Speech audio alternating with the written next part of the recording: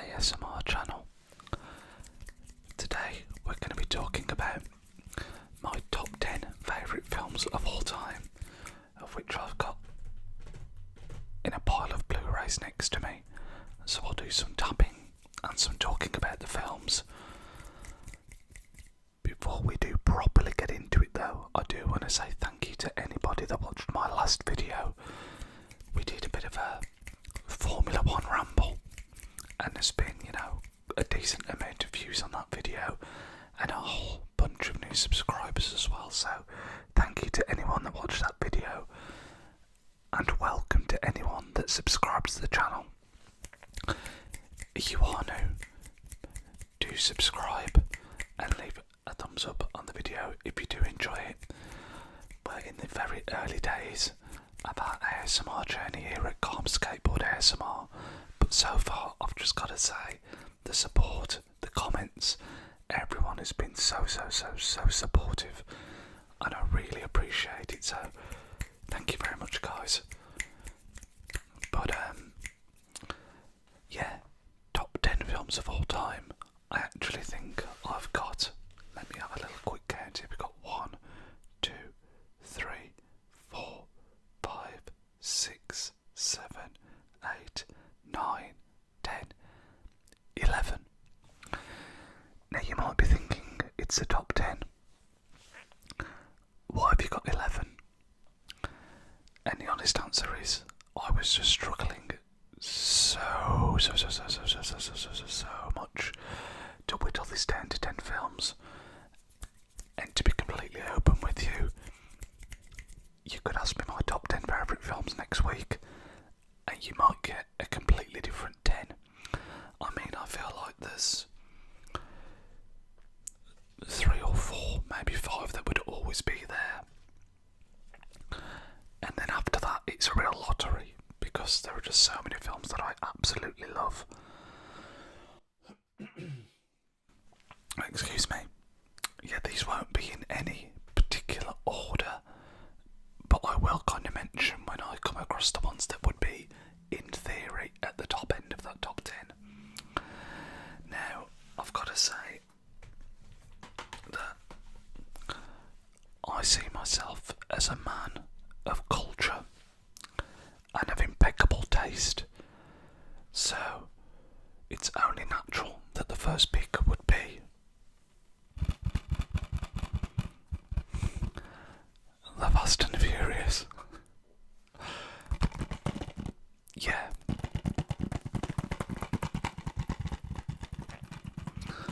I think some films, when you ask people their favourite films, some films are there because they think they're truly, a work of art, a masterpiece, a phenomenal cinema. This is not that, but what it is nostalgia. It just hits the spot for me. This is such a comfort film for me. I remember going to see this at the cinema with my dad as a kid and just like properly blushing as a young kid at the half-naked ladies at the race events, and then just loving all of the over-the-top cut scenes with the gear changes and this whole franchise. No. Let's retract that. I don't love the whole franchise, but I do have a real love for like the first 3. I would even argue that the first 3 for me, if you put them in isolation, so that would be this film here, The Fast and the Furious, Too Fast, Too Furious, and then Fast and Furious Tokyo Drift. I think that is one of the best trilogies in cinema. Not even joking. I freaking love these films. And then after that, they kind of go away a bit, don't they? They go a lot more action orientated and they kind of lose me a little bit. But yeah, Fast and Furious, it doesn't matter if you win by an inch or a mile, winning is winning.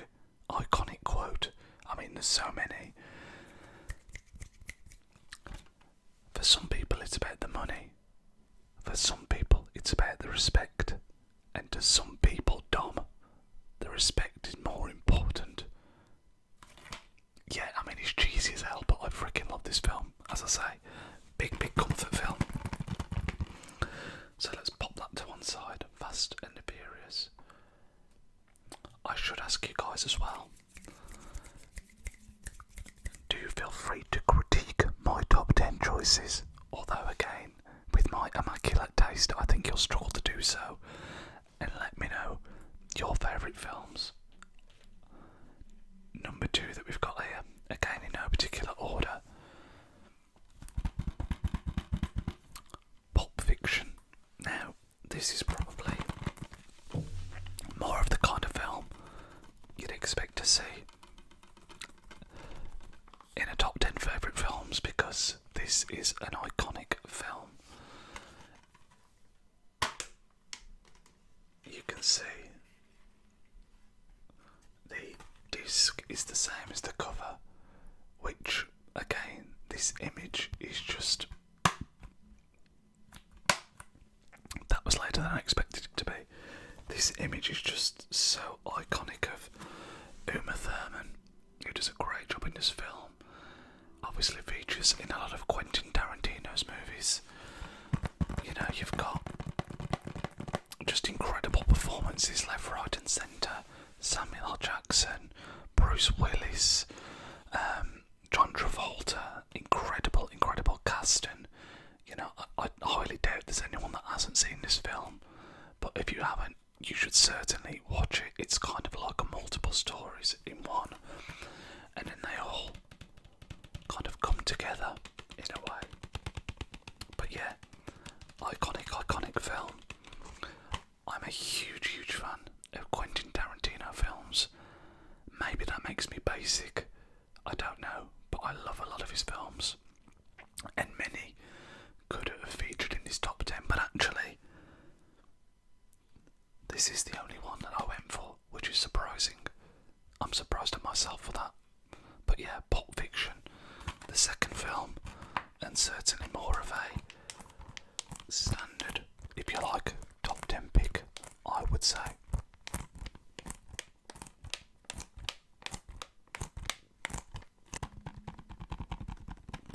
The third film that we're going to be talking about, and in my opinion, one of the most criminally underrated films about, is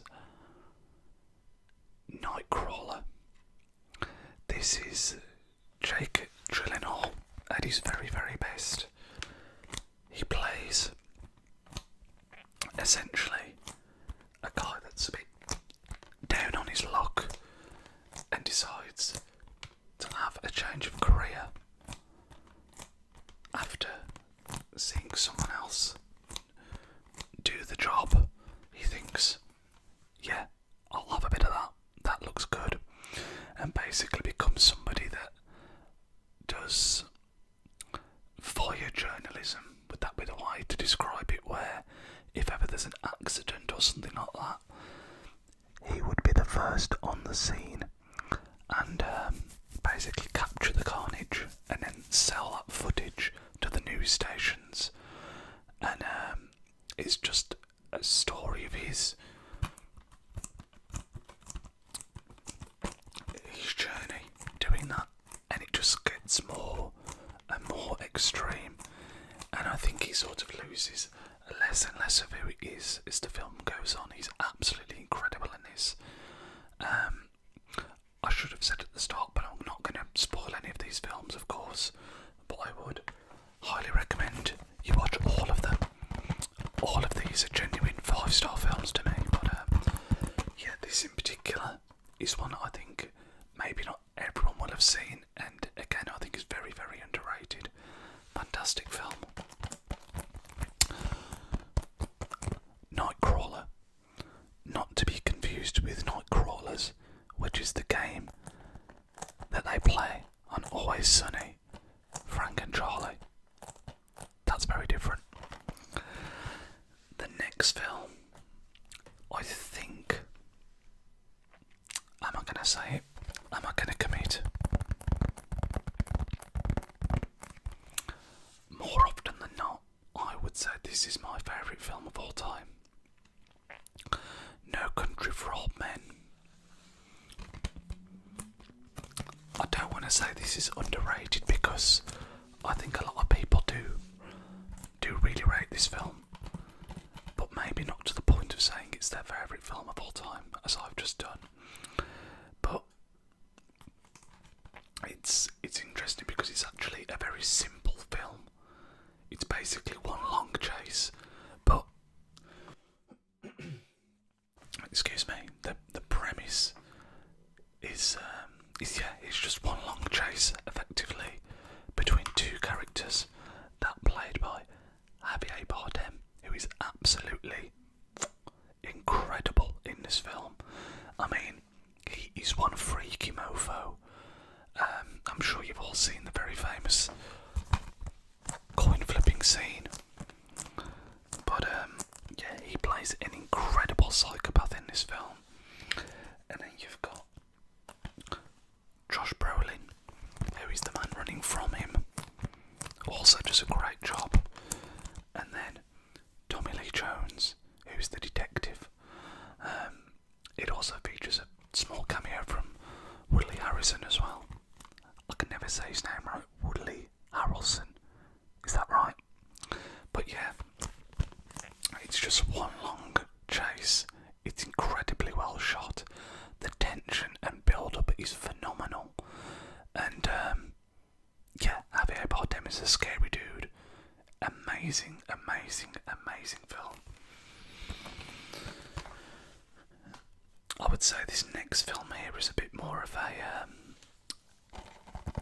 hipster pick, if you like. Moneyball, I would say the greatest sports film ever created, featuring the late great Philip Seymour Hoffman,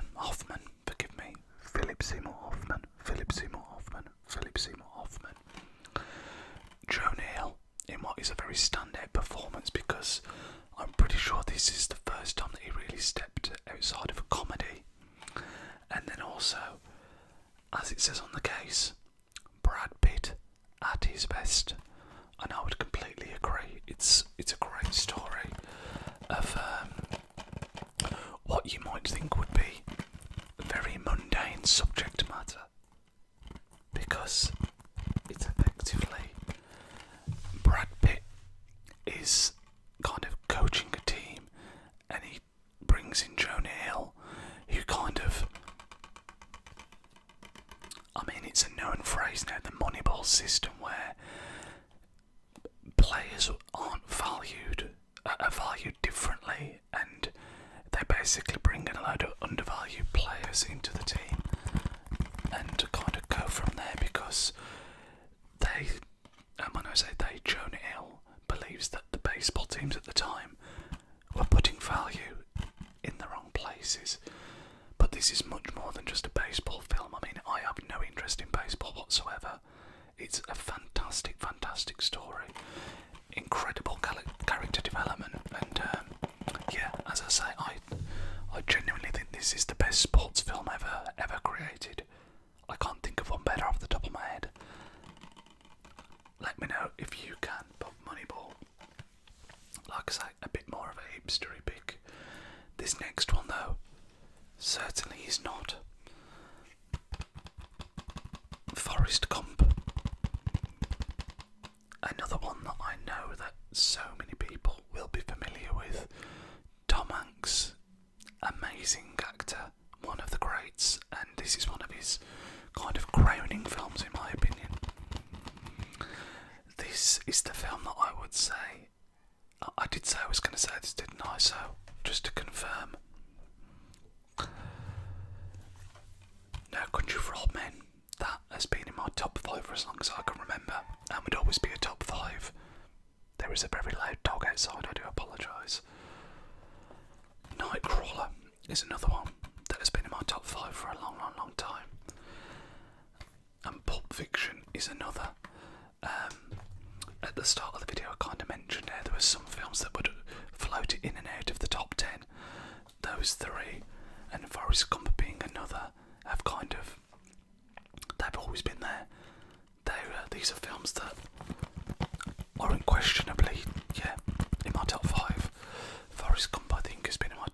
since I saw it when I was a kid, and again, forgive the loud banking outside.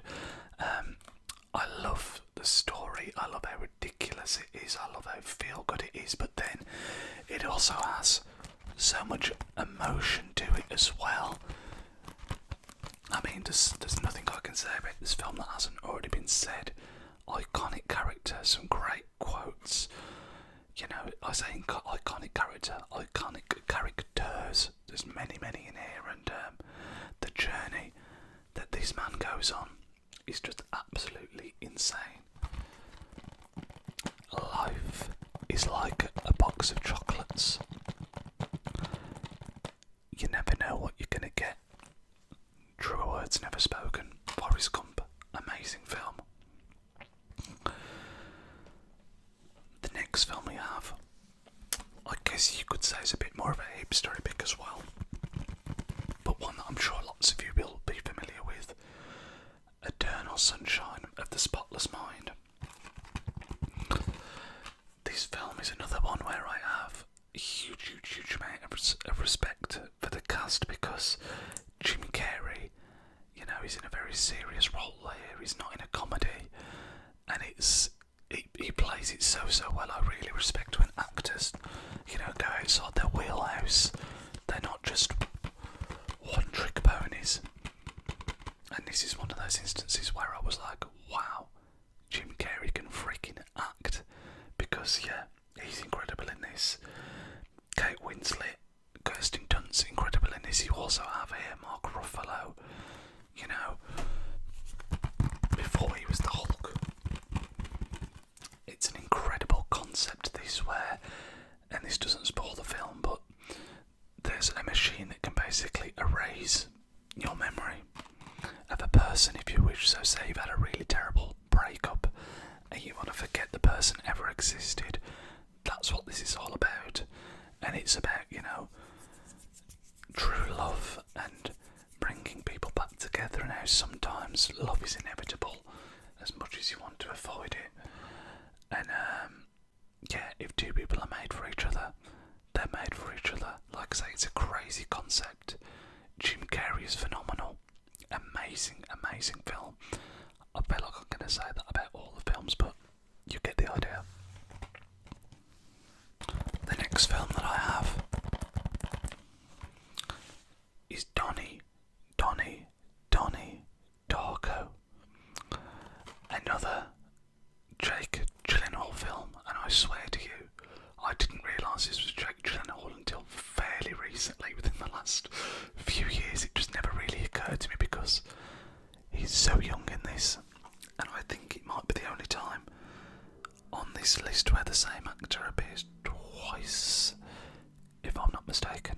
I could be wrong, but yeah, love Jake Gyllenhaal. Donnie Darko. Do you ever speak to somebody and then they say that, like, their comfort film is a really odd film to be a comfort film? That is this for me. You know, this is by design a very uncomfortable film, yet I find it so comforting. I don't know why. I don't know what it is about it. It's a weird story. It features a big rabbit called Frank. It is just an odd film, but I love it. It's actually very hard to describe. It's kind of built around the butterfly effect, and yeah, it's one of those, I think you need to just watch it rather than me explaining it, because it is a journey that you go on, and it's also one of these films that's got a great soundtrack. It's got a real, like, 80s feel to it, and I think that's partly why I enjoy it as a comfort film. But yeah, it's again a more hipstery pick, I would say. But yeah, again, this would be the other film that's always been in my top 5, because again, I've loved it since the first time I ever watched it. It's different, and that's again something I enjoy when a film is very unique, and Donnie Darko is definitely that. There is a second one, but I've never watched it. It's not supposed to be great, and I don't want to spoil the first one by the second one, but yeah, Donnie Darko. Incredible film. The Thing. Technically classed as a sci-fi horror, I guess, kind of in the realms of Alien, but it's a film that is so far ahead of its time.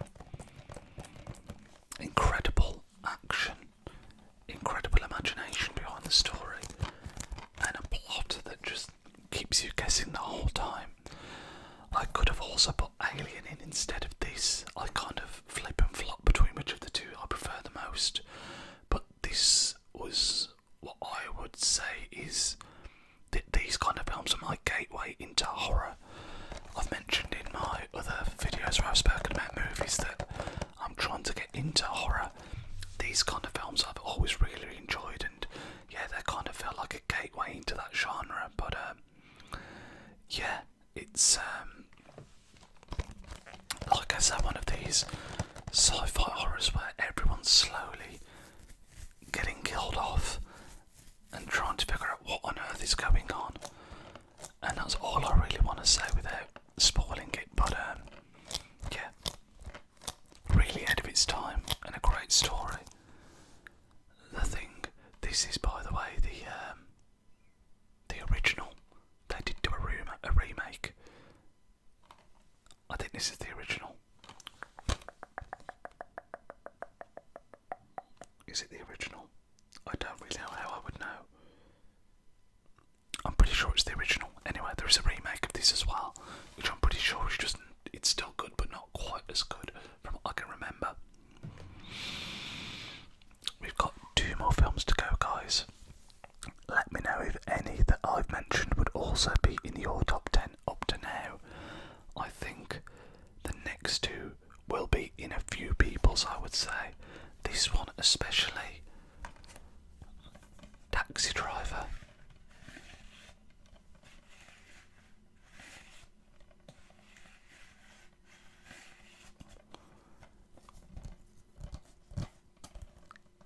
An incredible performance from Robert De Niro, who is, in my opinion, top 3 best actors of all time.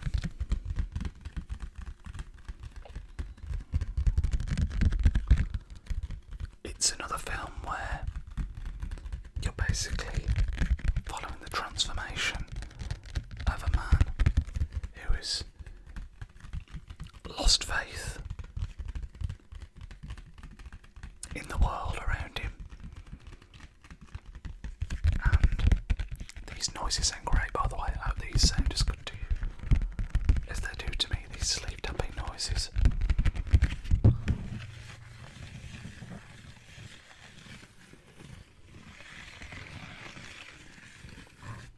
Yeah, it's basically a man that's just completely disenfranchised with the world around him, and he wants to do something about it. So he somewhat transforms himself, and again, the character development here is incredible, because I think for a lot of this film you are on De Niro's side, Travis Bickle's side, and then he slowly slips and slips and slips and slips, and it gets to a point where you think, am I still on your side? Have you gone too far? Incredible performance from De Niro, and an incredible film. Again, I feel like I could have put multiple De Niro films in here. A massive fan of his work and of this kind of genre of films, so things like, I would put things like Goodfellas, The Godfather, Casino. We've had Pulp Fiction, of course. A lot of those films, I think, make a lot of people's top 10s, and I can see why, because phenomenal storytelling, incredible character development, and just all-round amazing work. Yeah, I mean, it is just incredible. Incredible. And we've also got the last film that we're looking at here. I don't want to say the there's a huge similarity, because there's not, but there are some similarities in Ryan Gosling's Drive. I say that because this is also about a man that goes on a journey, but I would say that Drive is, he has more good in his heart compared to Travis Bickle, unquestionably, but he also does some bad things. I think again the big thing with Drive is the cinematography, the colours, all of that kind of stuff in here. It is just a beautiful, beautiful film to watch, and part of what makes it so great for me is there is that, and yet there's the contrast with some of the scenes and just how violent they are. It's a real contrast. And then you also have a real ethereal feeling soundtrack. Songs like Nightcrawler, Real Human Being, I think it's called a Real Hero, you know, just real ethereal songs going along with it, and it's just, you know, it's a relatively simple story. Yes, it does have some twists and turns, but it's just incredibly well done. Again, I think a lot of people will have this in their kind of, at least their top 15, and I think over the last, I mean, I don't know when this came out, it's certainly post the year 2000s, the year 2000, and I think it's one of the best films since the turn of the millennium. I mean, it says here at the top, the most stylish film in years, and I completely agree. But that's gonna round up my top 10, technically top 11. We had Drive, we had Taxi Driver, we had The Thing, we had Donnie Darko, we had Eternal Sunshine of the Spotless Mind, Forrest Gump,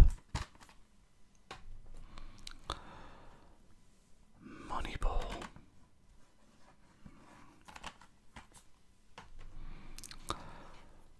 Pulp Fiction,